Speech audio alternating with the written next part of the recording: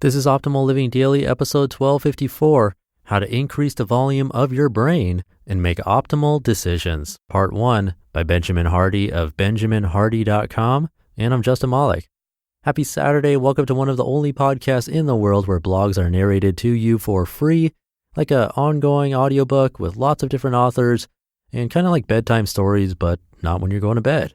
Well, possibly you're going to bed, and with permission from the authors. It's an award-winning podcast thanks to you, but I'll keep this intro nice and short for the weekend. Let's get right to it and start optimizing your life. How to Increase the Volume of Your Brain and Make Optimal Decisions, Part 1 by Benjamin Hardy of benjaminhardy.com. Perhaps the biggest myth in Western culture is that we are born with a fixed and intrinsic personality, that who we are when we're born is who we'll be when we die. This view is extremely dominant among baby boomers who grew up in homes and with parents who had been absorbed in trait-based value systems. In chronological order, let's examine the dominant leadership theories over the past 180 years. In the 1840s, the great man theory of leadership assumed that only men could be great leaders. If you didn't have that trait of being a man, you were not destined to be a leader. Your nature is fixed, and you have no ability to rise up to challenges or grow into your goals. This theory was the pervasive and cultural belief system for nearly 100 years. In the 1930s and 40s, the trait theory of leadership assumed that people are born with certain qualities that make them excel in leadership roles. The obsession with traits continues. Although the dominant theories in academics have shifted over the past 80 years, common practice shows that most businesses are continuing to operate in the 1930s and 40s. According to Harvard Business Review, the use of personality assessments are on the rise, growing as much as 20% annually. The dominant view continues to be that people are who they are and that you can't change them. There continues to be, for most companies, almost a complete disregard for the power of context, environment, and the ability to radically transform people. The research in psychology shows a much different story.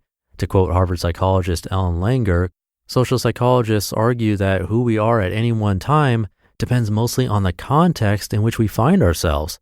But who creates the context? The more mindful we are, the more we can create the context we are in.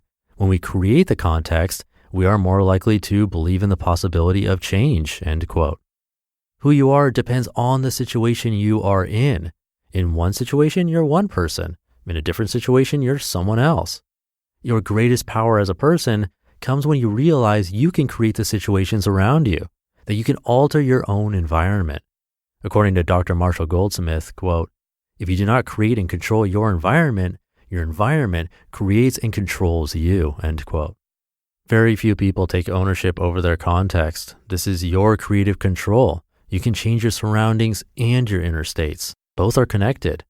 Very few businesses intentionally design their culture, but instead build their businesses around personality types, which then go on to unconsciously create a culture that has no power because it wasn't designed intentionally. When you create your situations, you then are made aware just how much power you actually have to transform yourself. According to what psychologists call the Pygmalion effect, you are either rising up or falling down to the expectations of those around you. Hence, Jim Rohn has said, quote, "Don't join an easy crowd, you won't grow. Go where the expectations and the demands to perform are high," end quote. Your brain changes, and you can change. In that same HBR article, the author argues that the use of personality assessments to hire is a bad idea. Measuring a person's integrity or cognitive ability are far more predictive of success. Both integrity and cognitive ability are fluid, not fixed.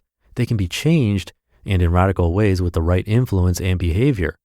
For example, the cerebellum, which is the area of the brain focused on brain function and mental ability, only makes up 10% of brain volume, yet houses over 50% of the brain's total neurons. Your neurons are the tool through which your brain changes, as they make new and distinct connections which form habits of thought and behavior. According to Psychology Today, neuroscientists are perplexed by this disproportionate ratio of neurons in the cerebellum. Put simply, you have a lot of potential for change in your brain's ability to function and process. Brain plasticity is a common term used by neuroscientists, referring to the brain's ability to change at any age, for better or worse. As your brain changes, your personality changes.